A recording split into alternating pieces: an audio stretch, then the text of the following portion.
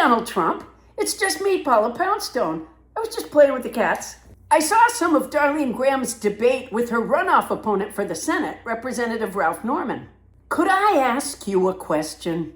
Are there any standards at all for Republican office holders now?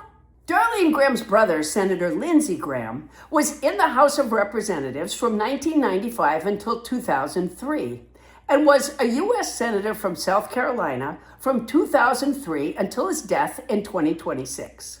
At which point, South Carolina's governor appointed Darline to Lindsey's Senate seat until the end of his term, and now she's running to keep that seat. Certainly there have been some spouses who took over for their husbands in government successfully. Margaret Chase Smith of Maine, who spoke out against Senator Joe McCarthy, comes to mind. You remember Senator Joe McCarthy, who accused everyone of being communists and created a feeling of paranoia in the country in order to amass his own power? The McCarthy era was one of the darkest in our country's history. Surely you remember it. His lawyer, Roy Cohn, was your lawyer and mentor. He's the guy who taught you never apologize, never admit you're wrong.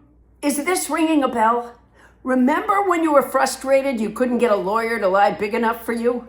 You said, "Where's my Roy Cohn?" That was the inspiration for the game you and Todd Blanche play in the Oval Office, where you sit at the desk and yell, "Where's my Roy Cohn?" And your Attorney General, Todd Blanche, pops up from behind the couch, puts his little hands in the air and yells, "Here I am." Yeah, that Roy Cohn, that Joe McCarthy, that stain on our history. Well, Margaret Chase Smith replaced her husband in the House of Representatives after his heart attack and death, but she had worked as his secretary, and she was quite well educated. But Darline Graham was Lindsey's sister, and I'm not sure what Darline brings to the table, other than your ringing endorsement. Did you see when she couldn't answer the question about Taiwan?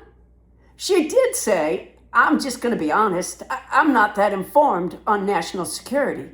Later on Fox News, she corrected that debate mistake, saying, "Of course Taiwan is our friend, but I think the people of South Carolina are more concerned about making ends meet.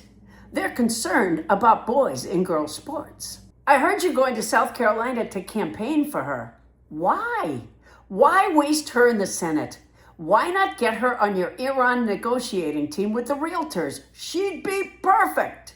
Or for that matter, as the country walks through a minefield of previously nearly eradicated diseases, why not replace RFK Jr. with her? She can't be any worse. She's from South Carolina. They've got a lot of pricker bushes there. I'll bet she knows her way around a box of Band-Aids.